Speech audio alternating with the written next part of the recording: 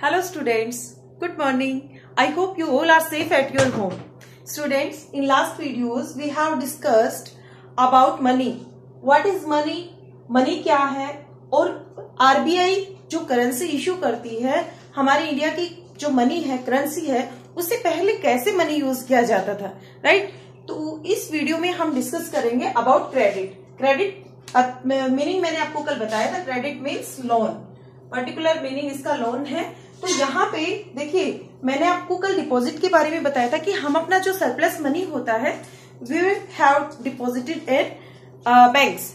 तो बैंक के पास पैसा कहाँ से आता है, बैंक की जो अर्निंग है वो क्या है, और किस तरह से जो हम लोन लेते हैं वो किस तरह से लोन लिया जाता है और किस तरह से बैंक हमें लोन देता है, यहाँ मैं डिस्कस करूंगी. सबसे पहले जैसे आप इस तरह से बहुत अच्छे से समझ सकते हो, ये 3 मार्क्स में क्वेश्चन आता है कि banks play mediate role between depositors and borrowers. Listen carefully. हमारे पास जितना भी मनी एक्स्ट्रा होता है, सरप्लस होता है, वी डिपॉजिट इन बैंक्स. अब बैंक उस मनी का क्या करता है? क्या बैंक उसको काउंट करता रहता है? और साथ में देखो, बैंक हमारे मनी की सेफ्टी भी करता है और हमें इंटरेस्ट भी देता है. हमें कितना बेनिफिट हो रहा है. लेकिन जो हमारा मनी है उसके साथ बैंक क्या करता है? Are you excited to know about it? I hope you are. Depositors ने अपना मनी डिपॉजिट कर दिया बैंक में. अब एक चीज आप समझिए. फॉर एग्जाम्पल, मेरे पास 1 लाख रुपीज है. 1 लाख रुपीज जो मेरे पास घर पे रखे, मैंने सोचा कि क्यों ना मैं इस अमाउंट को बैंक में डिपॉजिट कर देती हूँ. मैंने बैंक में डिपॉजिट कर दिया. बैंक मुझे कहता है कि आपने बैंक में डिपॉजिट किया है, इसलिए हम आपके मनी को सेफ रखेंगे, प्लस आपको हम इंटरेस्ट भी देंगे. इंटरेस्ट मीन्स ब्याज. इंटरेस्ट भी देंगे और बैंक हमें इंटरेस्ट दे रहा है. और ये जो इंटरेस्ट है ये हमें 5%, सपोज करो 5%, ये वेरिएशन हो सकता है, बैंक टू बैंक वेरिएबल है ये. तो 5% बैंक हमें क्या दे रहा है? इंटरेस्ट दे रहा है. अब अच्छा है हमारे लिए. तो अब बैंक क्या करता है? बैंक को पैसा, फॉर एग्जांपल बैंक के पास बहुत सारे लोगों ने पैसा डिपॉजिट किया और बैंक के पास 1 करोड़ का अमाउंट हो गया. अब बैंक ने क्या किया, कुछ लोगों को जरूरत थी, पैसे की जरूरत थी. हर किसी को कई बार लोन लेने की जरूरत पड़ जाती है. कोई नया बिजनेस शुरू करना है या कुछ नया काम शुरू करना है, तो उसके लिए बैंक से लोन लेने की रिक्वायरमेंट होती है, ऑफ कोर्स होती है. तो हम क्या करते हैं कि बैंक से हम पैसा लेते हैं. हमने बैंक से मनी लिया, यानी कि बैंक ने हमको पैसा दिया. हमने क्या ले लिया? बैंक से लोन ले लिया. क्या ले लिया? लोन. अब बैंक क्या कहता है कि हम आपको लोन दे देंगे, लेकिन आपका जो इंटरेस्ट होगा वो इंटरेस्ट आपको देना पड़ेगा. किसको? बैंक को. और वो इंटरेस्ट होगा, फॉर एग्जाम्पल 10% है या 12% है. मैंने जैसे बताया कि ये बैंक टू बैंक वेरिएशंस है. तो 10% इंटरेस्ट कौन दे रहा है? बोरोवर दे रहा है. अब एक चीज ध्यान से सुनना. बैंक ने, फॉर एग्जाम्पल, ये बोरोवर, इसको कुछ छोटा मोटा काम शुरू करना था और बोरोवर ने भी कितना लिया? 1 lakh rupees. 1 lakh rupees bank से लिए. अब 1 साल के बाद जो बैंक है, डिपॉजिटर क्या कहेगा? मुझे अपना 1 लाख रुपया वापस चाहिए. तो बैंक ने इसको 5% जो इंटरेस्ट लगा के दिया. 5% इंटरेस्ट, यानी कि कितना अमाउंट हो गया? 1,05,000. कितना अमाउंट हो गया? 1,05,000. बैंक ने इसको इतने रुपीस दे दिए. ये आपका पैसा. अब यहाँ पे 1 साल के बाद जब ये बोरोवर बैंक को मनी बैक करेगा, वापस लौटाएगा इंटरेस्ट के साथ, तो ये बोरोवर कितने पैसे देगा? Are you understanding? ये बैंक को देगा 1,10,000. समझने की कोशिश करना. ये एक छोटा सा अमाउंट है. बैंक करोड़ों में लोन देता है, लाखों में लोन देता है, बहुत सारा लोन बैंक देता है. तो यहाँ पे बैंक का जो बीच में 1,10,000 पैसा उतना ही था. बैंक ने कोई मनी करेंसी कोई प्रिंट नहीं की. यहाँ पे 1,10,000 बैंक को ये दे रहा है, बैंक इसको 1,05,000 दे रहा है. तो यहाँ पे जो 5,000 रुपीज बैंक के पास बचे हैं, ये बैंक का अमाउंट, बैंक का प्रॉफिट है. क्या है ये? इसको हम बैंक का प्रॉफिट कह सकते हैं कि बैंक को प्रॉफिट हो गया कि एक कैंडिडेट ने लोन लिया और उसके ऊपर जो डिपॉजिटर है उसके पैसे को उन्होंने लोन दिया, और इंटरेस्ट रेट जो डिपॉजिटर का इंटरेस्ट रेट होता है हमेशा बोरोवर जिस इंटरेस्ट रेट पे मनी बैंक से लेता है उससे कम होता है, मींस उससे लेस होता है। हमेशा बैंक लोन ज्यादा इंटरेस्ट रेट पे देता है, बल्कि जबकि जो डिपॉजिटर होता है उसको इंटरेस्ट कम देता है। अब यहाँ पे एक बात करते हैं, एक तो आपने सुना होगा एफडी का नाम सुना होगा, फिक्स डिपॉजिट, उस पे बैंक ज्यादा इंटरेस्ट देता है। लिसन केयरफुली, फिक्स्ड डिपॉजिट पे बैंक ज्यादा इंटरेस्ट देता है। इसके पीछे रीजन है, आरबीआई ने गाइडलाइन जारी कर रखी है कि हर बैंक के पास एक परसेंट अमाउंट, मतलब एक पर्टिकुलर परसेंटेज है जो कि 15% है, कि हर बैंक के पास जितना पैसा डिपॉजिट हुआ है उसका 15% अमाउंट बैंक के पास हमेशा होना चाहिए। अगर 1 करोड़ रुपए जमा हुए हैं तो 15 लाख रुपए बैंक के पास होने चाहिए। किस लिए होने चाहिए? जब डिपॉजिटर अपना पैसा डिपॉजिट कराता है तब उसको रिक्वायरमेंट नहीं होती, for example in 15 days, 20 days, 1 month, after 2 month, after 3 months उन्हें पैसे की रिक्वायरमेंट होगी। तो वो क्या करेंगे? जैसे मैंने लास्ट वीडियो में आपको बताया था, डिमांड डिपॉजिट के बारे में बताया था कि वो बैंक से अपना पैसा ले सकते हैं कि हमें अब रिक्वायरमेंट है, हम अपना पैसा, और आपके पेरेंट्स भी, जब आपके पास पैसे नहीं होते तो पेरेंट्स बैंक से पैसा निकलवा के लाते हैं, तो वो डिमांड डिपॉजिट पे वो पैसा बैंक को उनको देना पड़ता है। इसलिए हर बैंक को 15% अमाउंट जितना डिपॉजिट हुआ है उसका रखना पड़ता है। अब अगर हम बात करें एफडी की, तो एफडी पे यानी फिक्स डिपॉजिट पे बैंक ज्यादा इंटरेस्ट देता है। अब फिक्स डिपॉजिट पे बैंक ज्यादा इंटरेस्ट क्यों देता है?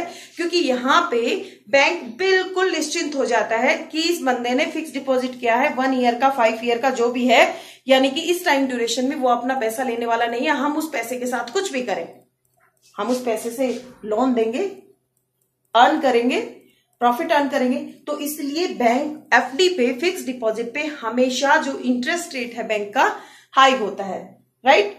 इसके बाद आई थिंक ये क्वेश्चन आपको बहुत अच्छे से समझ आ गया होगा। डायग्राम से मैंने आपको समझाया है कि किस तरह से बैंक एक मीडिएट रोल प्ले करता है, किस किस के बीच में, डिपॉजिटर के बीच में और बोरोवर के बीच में। क्लियर?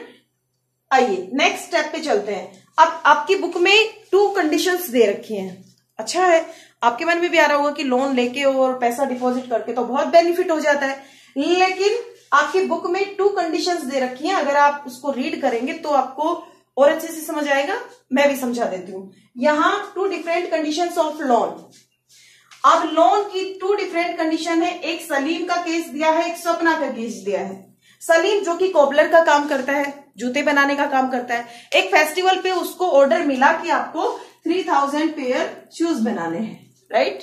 तो 3000 पेयर शूज बनाने के लिए जिसने ऑर्डर किया है उसने क्या किया कि 1000 पेयर का जो अमाउंट है उसको एडवांस में दे दिया कि आपको ये अमाउंट एडवांस में ले लो, बाकी हम जब आप डिलीवरी कर देंगे तो हम आपको बाद में दे देंगे। ठीक है। अब इसने क्या किया, सलीम टू साइड से कमा रहा है। Listen carefully.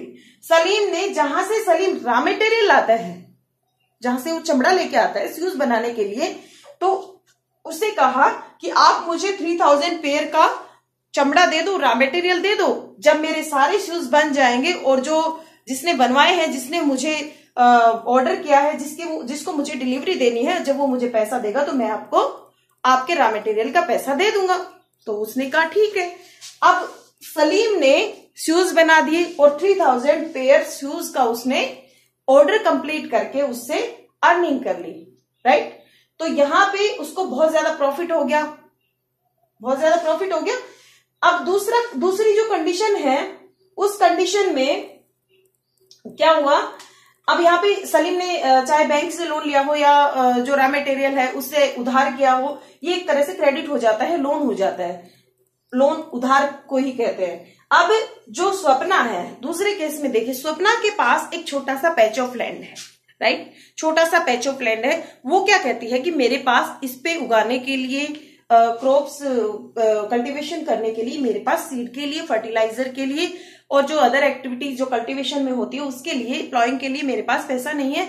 मुझे बैंक से कुछ पैसा ले लेना चाहिए, क्योंकि क्या पता मेरी फसल अच्छी हो गई तो मैं बैंक का पैसा भी चुका दूंगी और मुझे प्रॉफिट भी हो जाएगा।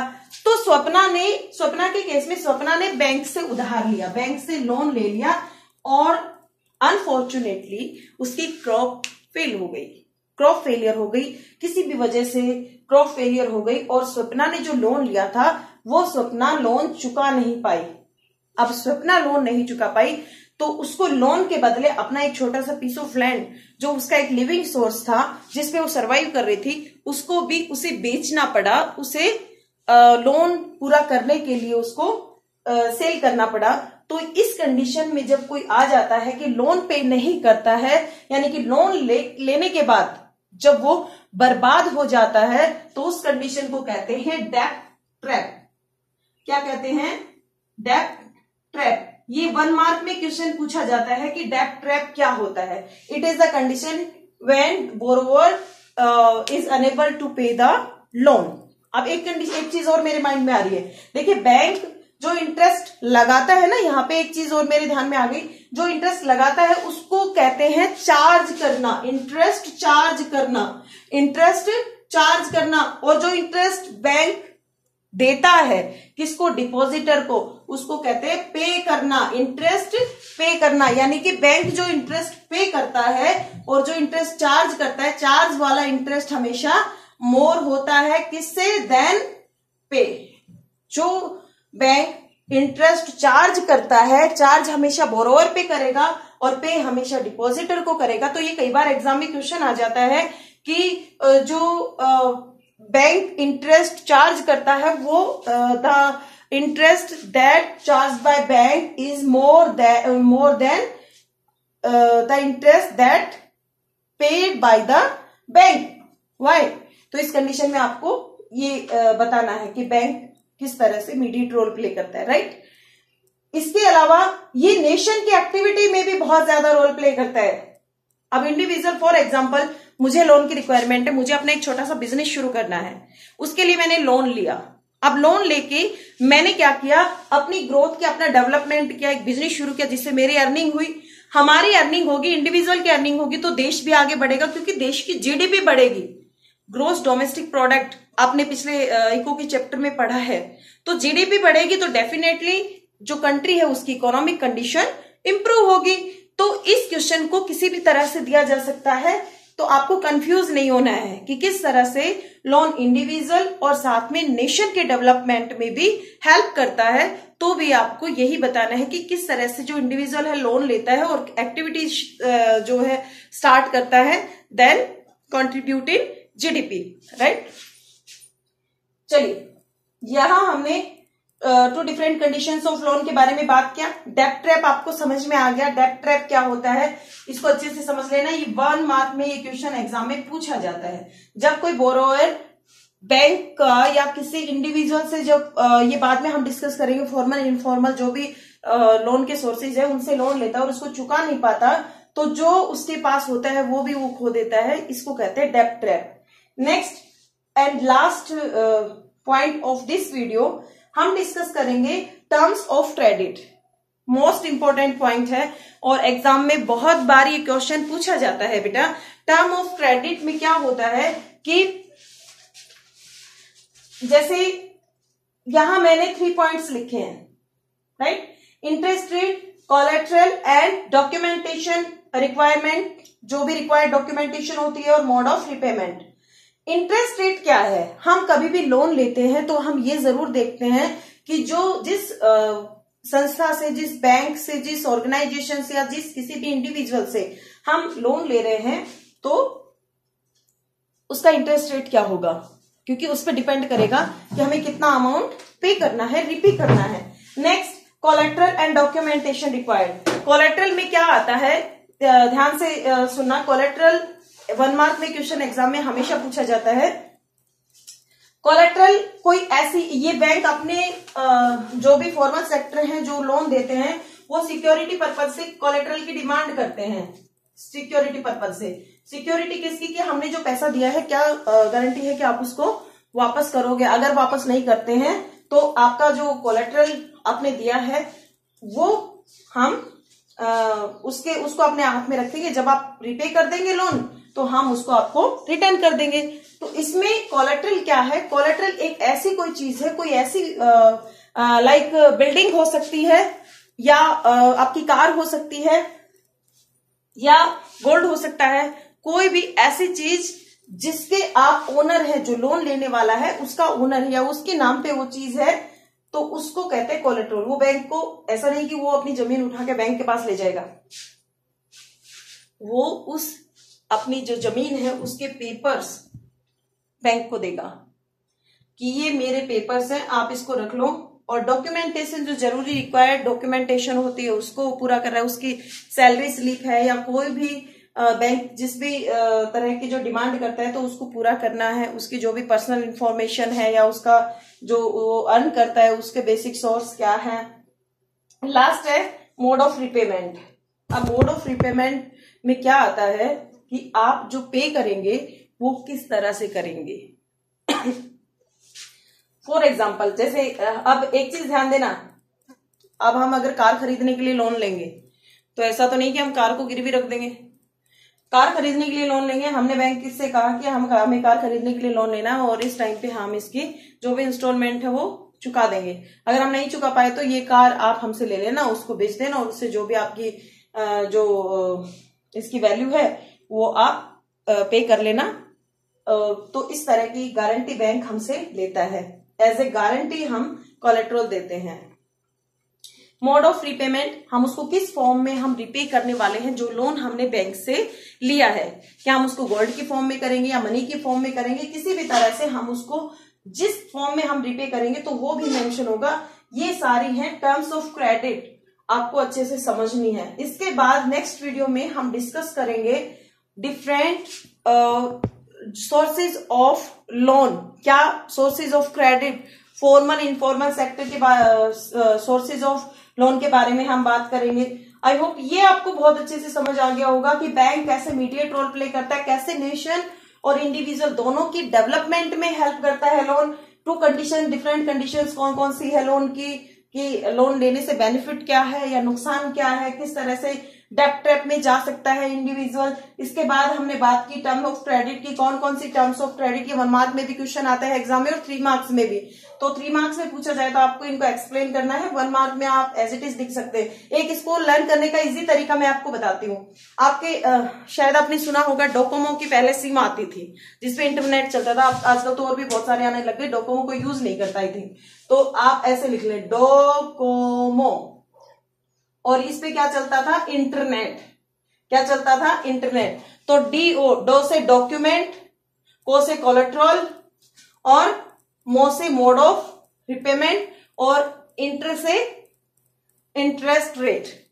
इस तरह से आप इसको, बच्चे कंफ्यूज हो जाते हैं, तो डोकोमो इंटर से आप अगर उसको लर्न करेंगे तो आपको बहुत अच्छे से इसको आप लर्न कर पाएंगे, कभी नहीं भूलेंगे। राइट।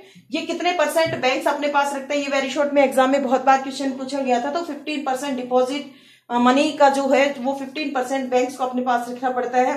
डिपॉजिटर और बोरोवर के बीच कैसे मीडिएट रोल प्ले करता है, आई होप ये आपको बहुत अच्छे से समझ में आ गया होगा। आज की वीडियो में इतना ही। Thank you, have a good day ahead.